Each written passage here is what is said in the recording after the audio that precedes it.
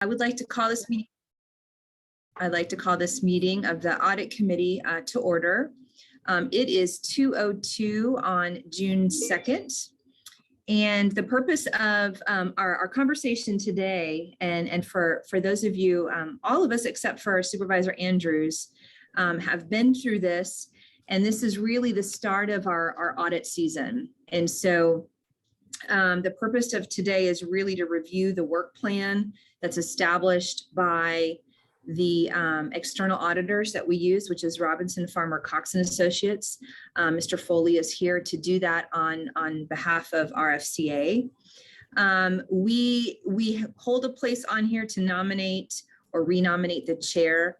I've been serving as chair since I've been CFO. I'm happy to do so unless there's a motion by any of the committee members to change that. So I'll pause in the event that anybody would like to nominate a new chair. If no, we'll just keep moving forward. Okay. This meeting is being held pursuant to and in compliance with ordinance number 20-A16, an ordinance to ensure the continuity of government during the COVID-19 disaster. I do believe the next time we meet, assuming the plan is as it is supposed to roll out, that we will be back in person for the fall audit committee. I think September is the date of the changes to our meeting posture for committees like this. And so likely we will be meeting in person. So we have here committee members present, our Board of Supervisors rep, Supervisor Andrews, School Board rep, Ms. Osborne, County Executive, Jeff Richardson is here. I, as the CFO, am here, and the superintendent's designee, Rosalind Schmidt, who is the COO for the schools, is also present. Absent from this meeting is Supervisor Galloway. And I also would like to make sure that I introduce the staff that's here today to support our audit functions. And with us, I don't know if Shenandra's camera's working. For some reason, I don't believe it's working. But Shenandra Usher, she is our Assistant CFO for Operations. She oversees the Controller's Office, which is the function of our government that is responsible for performing the audit. We are without a controller at the moment. And so and I'll have Shenandra talk a little bit more about this later. We have enlisted an outside accounting firm, Citron Cooperman, to help us navigate the pre-audit and audit prep work that we have starting now because of the controller's absence. But here representing the controller's office is our chief accountant, who's over the accounting unit, Lindsay Huff, which some of you probably know, and then Jacob Sumner, who is the other assistant CFO over our policy and partnerships function. So he works with our external partners and the board agenda items and a lot of our policy work. So we have Jacob and Shenandra both are going to be involved in the audit process, as well as Lindsay as we move forward. So with that, barring any questions or anything from the committee, I am going to turn this over now to Mr. Foley. David, if you could walk through the FY22 audit work plan, I would appreciate it, if you don't mind. All right, will do. Thank you, Nelsie. Good afternoon, everyone. Glad to be here with you all. I think most of you all know me, but my name is David Foley. I'm a partner with Robinson, Farmer, Cox Associates, and the partner in charge of the county's audit, and also the audit manager overseeing the audit as well. As Nelsie stated, kind of the point of this meeting is to kind of kick off the audit, also to kind of go over an understanding of the services that we're going to provide and kind of go through the work plan for the audit. Also, it's just a good way to have a two-way communication before we kind of get into the audit field work, in case if the committee has any concerns or areas that they would like us to look at as part of the audit. So really just a good way to kick off the audit. And so as far as kind of just communicating the services that we will provide as part of the audit, we issue a standard engagement letter that will be sent into the county that just kind of goes through the various pieces of the audit, the responsibilities as us as auditors, the responsibility for management as part of the audit, which I've got that engagement letter with me, so I'll pull that up on the screen and we'll kind of walk through that, again, just to confirm the understanding of the services that we provide. Kind of walk through the work plan and kind of time frame of the audit. And then after we get through that, just kind of want to talk about this new GASB that the county will be implementing this year as part of the audit. So I'll go ahead and pull up the engagement letter. And so again, the point of the engagement letter is for us to confirm our understanding of the services that we're going to provide the county as part of the audit. The first part of this letter talks about the audit scope and the objectives of the audit. Of course, we'll audit the financial statements of the county and its discretely presented component unit, the schools. This talks about the various kind of pieces of the report that's included in the audit, included in the annual report for the county. So it includes the financial statements, talks about the RSI, the required supplementary information that's included in the financial report, which includes management's discussion and analysis, budgetary comparison information, and then there's some schedules related to the pension and OPEB funding.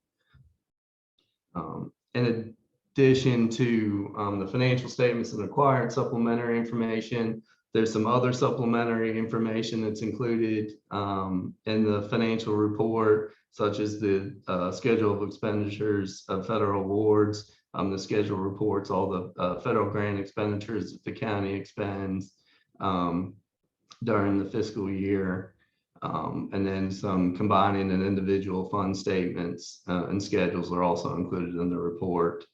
And then the kind of last piece of the report is an introductory section to the report, as well as there's a statistical section in the report that provides a lot of trend information over the past 10 years.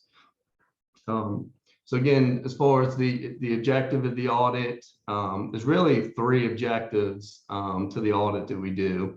One, of course, is to express some opinions on whether the financial statements are fairly presented in all material respects, in conformity with generally accepted accounting principles, and also to report on the fairness of the supplementary information referred to above in relation to the financial statements as a whole. So that's kind of the first main objective, is to express an opinion on whether the financial statements are materially correct. The other two objectives that are part of the audit are in accordance with government auditing standards. One of those is the reporting. The objective is to report on the county's internal control over financial reporting and compliance with provisions of laws, regulations, and contracts in accordance with government auditing standards. So, in addition to just looking at the financial statement numbers themselves, we look at the look and gain and understanding of the county's internal controls that it has over its financial reporting. And then the third main piece of the audit is the compliance, the federal compliance piece. So in addition to looking at internal controls and the financial statements, another big piece of the audit is the federal compliance piece.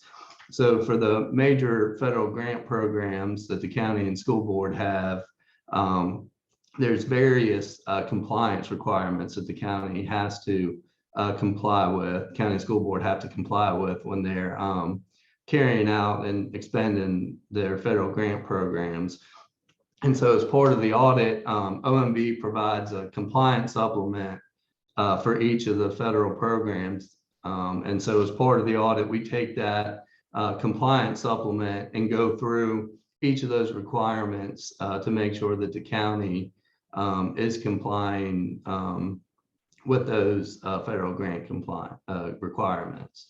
So really, those are the three main pieces to the audit. So when we meet again in November to go over the results of the audit, you'll see there'll be actually three different reports from us that are included in the financial report. So there'll be our independent auditor's report that gives the opinion on the county's financial statements. And then we also have a report related to the county's internal control over financial reporting. And then a third report that talks about the internal control and compliance with the major federal grant programs. So again, you'll see three different reports from us in the financial report. So those are the main objectives of the audit. Kind of the next section of the engagement letter is just to go over the auditor's responsibilities for the audit and the financial statements. So as far as our responsibilities related to the audit, we have to conduct our audit in accordance with generally accepted auditing standards. Also, we have to perform the audit in accordance with government auditing standards. Then in addition to those two, we also have to perform the audit in accordance with the APA specifications. So the APA each year sends out various audit specs that have various different compliance items that we're required to go through and check as part of the audit. And then the other piece that we have to perform our audit is again related to the Single Audit Act, which is the federal compliance. Just additional auditor responsibilities as part of the audit. We'll evaluate the appropriateness of the accounting policies used and the reasonableness of significant accounting estimates. Again, we'll evaluate the overall presentation of the financial statements and related disclosures. We plan and perform our audit to obtain reasonable assurance about the valuation of the financial statements and whether they're free, again, from material misstatement.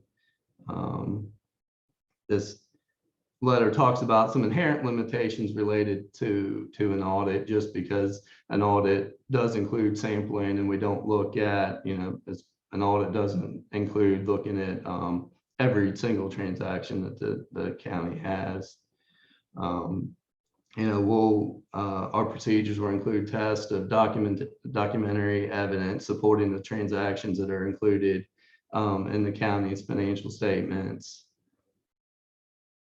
So audit procedures related to internal control, and as part of the audit, again, we'll obtain an understanding of the county and its environment, and including internal control related to we have sufficiently identify and assess any risks of material misstatements to the financial statements.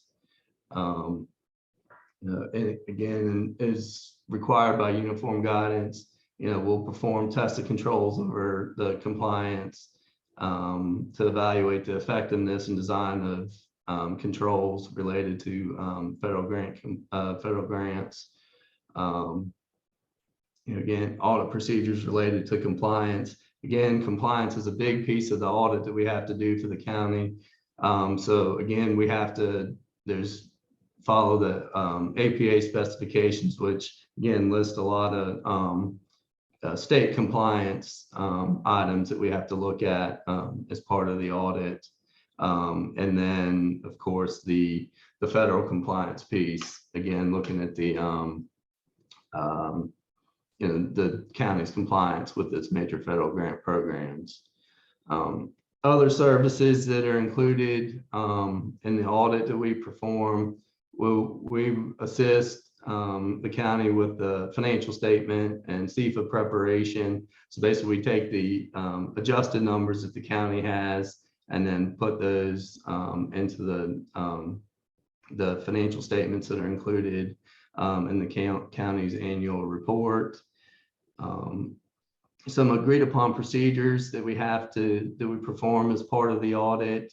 At the end, once the audit's completed, the APA requires each year that in addition to sending in the audit report, a transmittal has to be prepared that's sent into the APA, which they use that to prepare the comparative cost report that they send out. So as part of the audit, we prepare that for the county. Also, at the end of the audit, there's again another agreed upon procedures we do related to DEQ and the landfill assurance. So we prepare that and have that submitted to DEQ at the end of the audit in accordance with their requirements. And then lastly, another agreed upon procedures that we have to do as part of the audit is related to the Virginia retirement system. So the APA has had in place over the last 5-10 years a requirement that as part of the audit, we have to look at the Virginia retirement system and perform various checks and tests to go through to make sure that the information that's going into the Virginia retirement system is accurate. So as part of the audit, we will perform those tests, and then at the end of the audit, we issue a separate agreed upon procedures report that communicates the results of those procedures. The next section of this engagement letter just talks about management's responsibilities for the financial statement and the single audit. Again, management's responsible for developing and implementing and establishing and maintaining effective internal controls relevant to the preparation and fair presentation of the financial statements, to make sure that they're free from material misstatement. Management is responsible for making draft financial information, scheduled expenditure of federal awards, and other financial records available to us so that we're able to go through those and audit them.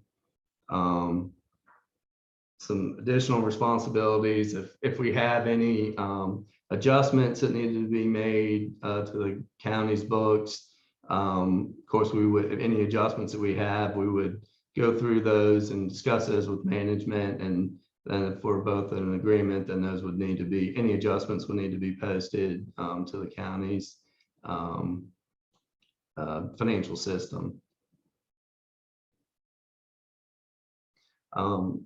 Just a few other responsibilities for management. Again, management is responsible for the design and implementation of programs and controls to prevent and detect fraud, as well as informing us of any known or suspected fraud.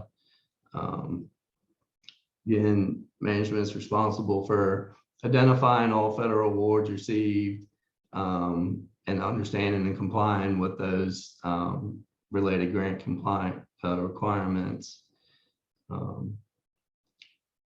Management is responsible for establishing and maintaining a process for tracking the status of any audit findings, if there are any.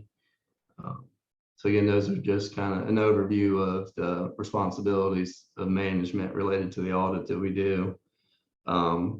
And then just kind of at the end of the letter, just some engagement administration fees and other.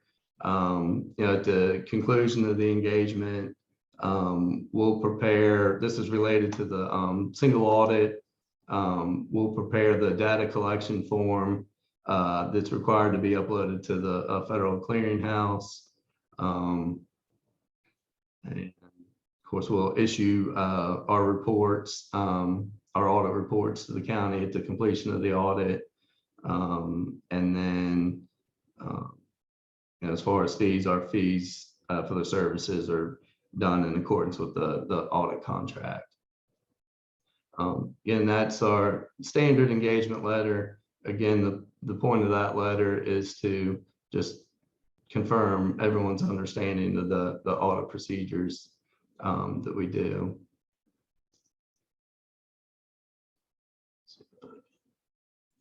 All right, couldn't find my unmute button. Does the committee have either any questions related to the audit work plan, or if there are any areas that the committee members would like for the RFC team to dig into that there might be of concern? I think that was the original question, David, you had asked, if there's anything in particular.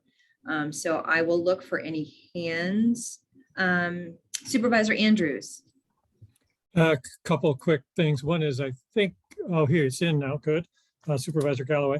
And there was a quick reference to the fact that the new procedures software that the county uses might be leading to some differences. Obviously, for the newbie to be asking this question is probably not very sensible, but I'm curious if with all the changes, there are significant changes to how the work needs to be done as well.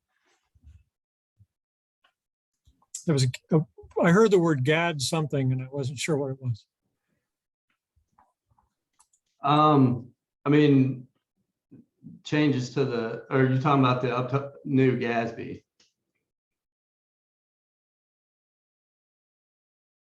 I didn't know if that referred to something in the audit procedures, or if that referred to something related to the fact that the county has got new systems in place. No, it's not a new system. There's what really, when I referenced that the county's financial statements prepared in accordance with GAAP, really what determines and spells out what's GAAP and how everything should be recorded is the county has to follow GASB. And so GASB issues various different accounting pronouncements that discusses and dictates how certain transactions and financial statements have to be prepared. And the folks at GASB never think they have enough reporting standards out there. So it seems like each year they issue new standards that we have to incorporate when preparing and getting the financial statements together. And so this year there is a new GASB that does have to be implemented. It's GASB 87. We've discussed this and probably for the last 3 years in the audit committee meetings, and saying that each year we still had time to get it implemented, and now finally that year is upon us. So it doesn't change the county's accounting system, but there will be some new procedures that we have to do as auditors, and there have to be new information provided from the county to implement that standard. And so basically what that standard does is, previously there was always a distinction in financial reporting between a capital lease and an operating lease. And capital leases are kind of the same, treated the same way debt is, where if you have a capital lease, the assets recorded and also the lease liabilities recorded. Then you amortize or depreciate the asset over its useful life, and you you recognize the lease liability, and then that liability is reduced over the years when you make those payments. That was for a capital lease. Operating leases were different. An operating lease, the county didn't really own the asset, so no asset was recorded on the financial statements, and no liability was recorded. So basically, you would recognize the expenditure each year as you made those lease payments. So what 87 does is it says, okay, we're no longer going to distinguish between a capital lease and an operating lease, and they're all basically going to be treated the same. And so now what we have to do for the standard is any operating lease that the county had, we now have to record an asset, basically a right to use asset on the books, which then gets amortized over the life of the asset, as well as that lease liability now has to be put on the financial statements, similar to the way a capital lease did. And then that liability is reduced over time when those payments are made. So in order to implement that standard, the county has some work they'll have to do to pull together the leases that they have. And then we have, as a firm, there's really two pieces to this. One is you got to gather all the lease information that you have, and then those have to be analyzed. And then the second piece is the actual calculating these assets and liabilities, and calculating the information that's required to be put in the financial statements as well as disclosed. And we have, as a firm, decided we've purchased some software. The software we're going to use is called UGAP. And this basically will help, once we get the information from the county related to the leases, we've got this software that will help do those calculations as far as coming up with the asset values, the liabilities, and then also spitting out the disclosures. So we plan on using that software to help the county implement the standard. Thank you. Any other questions, Mr. Richardson?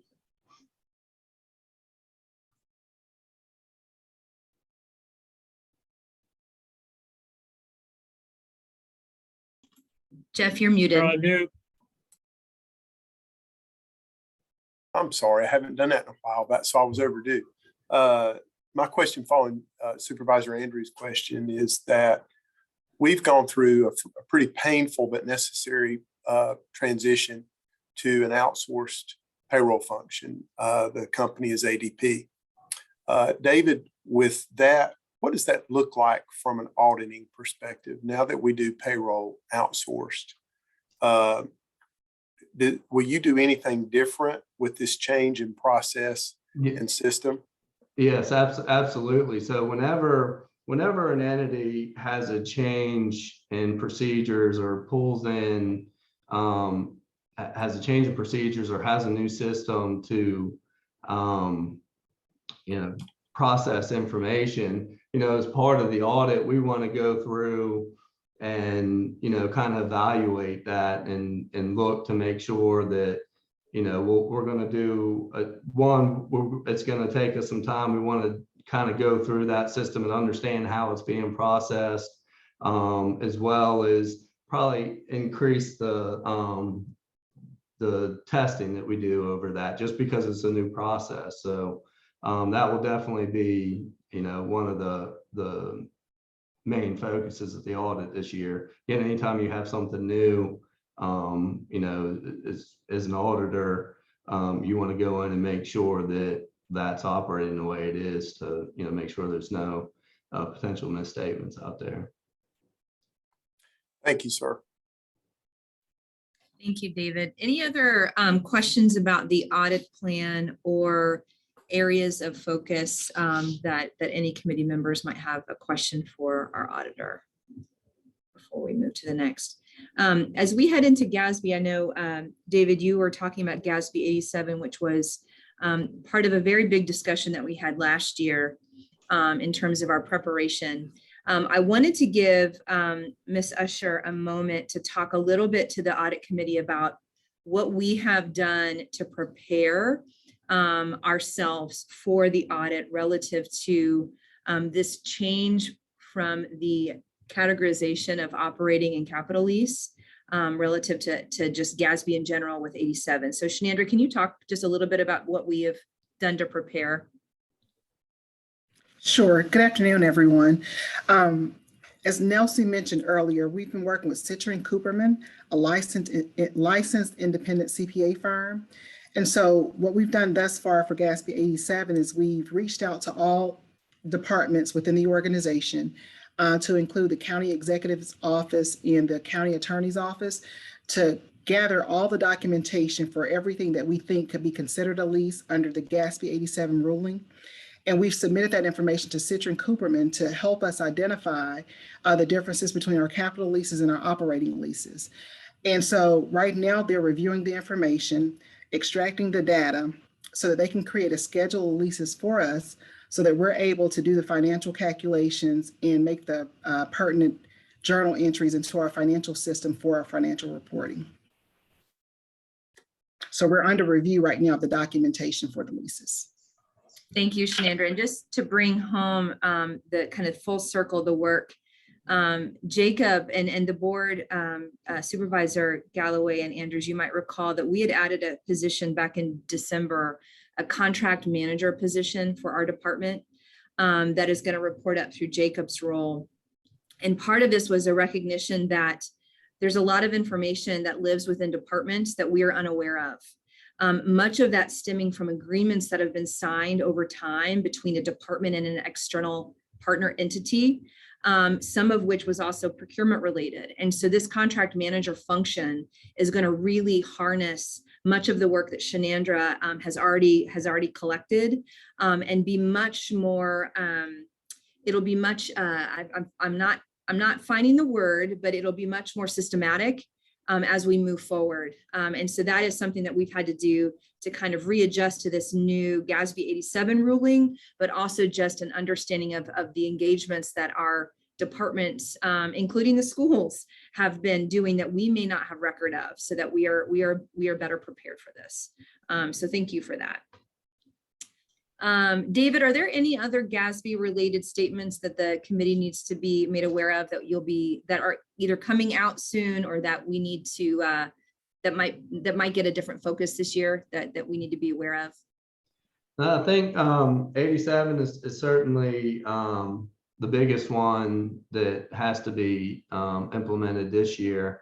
There's a few other I would call them minor GASBs that really have probably little to no effect on the county. Certainly GASB 87 is the big one. And right now, I don't believe in the next year or two there's any other significant GASBs that are out there that the county really needs to do a lot to implement. I think the other kind of GASBs out there aren't really related or don't really have an effect to the county. Okay.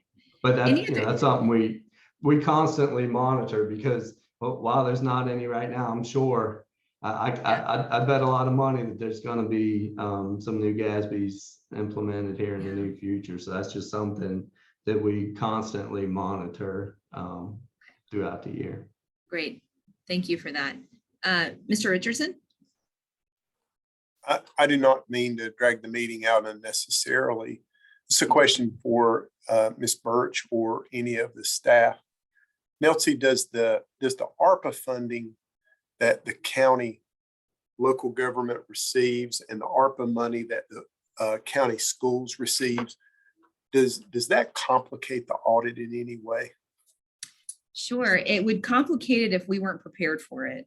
And so part of what we did soon after I got on board, and we had the CARES funding, as you all probably recall, that was the first funding that kind of came out of nowhere because the pandemic in a lot of respects came out of nowhere. We quickly pivoted and created a grants unit after about 6 months of working CARES and realizing that we had some grant reconciliation challenges. Mr. Galloway will likely remember that because it came up as an issue in the audit right before I joined. And so since that time, we have this grants unit that is fully prepared. We have both an accountant and a compliance person who that is what their function is to make sure we're prepared for the audit when it comes to ARPA. So we had a little bit of reporting last year. I can't remember the dollar value. It was a small portion of ARPA that was in our audit for FY21. And so from my vantage point, I don't expect it to be an issue for us to be able to comply from an audit perspective. So that's my answer. We are prepared for that. But David, from what you saw last year for the CARES reconciliation and the beginning of ARPA, is there anything that you want to mention on that? No, I mean, as you said, last year, while the amount of ARPA funds that were spent last year was very minor. And so that will certainly, as I referenced that, as part of the audit, we have to do federal compliance work. Certainly, I don't know the amount of ARPA funds that were spent during this year, but I'm sure it's a significant amount. Well, that'll be a big focus of the single audit. But, last year, what was significant was the CARES funding. And so that was a big part of the audit. And, we looked at that compliance and what the county was doing to track those funds and to reconcile those funds. And, the county did an excellent job with that funding and accounting and documenting its compliance with those. So, I would anticipate that same type of system of going along with the ARPA funds. Great. That will Thank certainly you. be another big focus of the audit this year. Yeah, thank you. Any other questions before we move on to schedule? Shanandra, can you just talk us through kind of what is the schedule for the audit? When do we plan for it to be finished in coordination with David? And then when do you think we'd come back and be able to present this to the committee, the final audit once that's done? As far as planning, we'll start our year-end procedures. We started conversations around year-end procedures, and we'll start the actual work beginning in July after the end of our fiscal year. Our anticipated audit plan is to be done with most of the schedules and the documentation in early September, like mid to early September.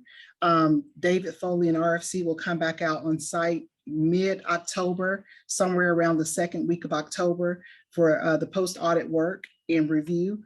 And then we should be ready in a place to present the financial statements. I'm going to make a recommendation of November 18th. That's in spirit of what we did last year. It was the Friday preceding the holiday. So November 18th is the day that I'd like to recommend for us to meet again to review our financial statements. Great. Thank you for that, Shanandra. So we will, Mr. Buscemi, who works out of my office, will circulate that date. We won't spend time now trying to make sure that works for the committee, but to get it on your all's busy schedule.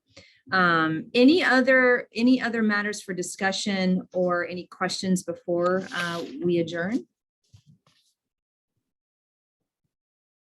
Great. And what? Nelsie, yeah. I just want to thank Supervisor Andrews for reminding me of the time. I would have missed the whole meeting if he didn't text me. So I lost track today. Thank you for that, Jim. That's okay. Thanks, Supervisor Andrews. Thank you. We'll make sure to call you, Ned. We'll add that to our plan. So that we're compliant with the two things I didn't mention is that the information about this meeting was posted on the website under our audit committee homepage. So you'll see the agenda there. And then we've recorded this meeting and it will be made available to the public after the meeting at the same location. So I failed to mention that earlier and I apologize for that. So with that, do I have a motion to adjourn? Motion to adjourn the meeting. Second, anybody second? Second. Mr. Andrews, great. All in favor, say aye. Aye. Awesome. Thank you all very much. Have a great weekend. Great day. Thank you, everyone. Bye-bye. Thank you. Thank you.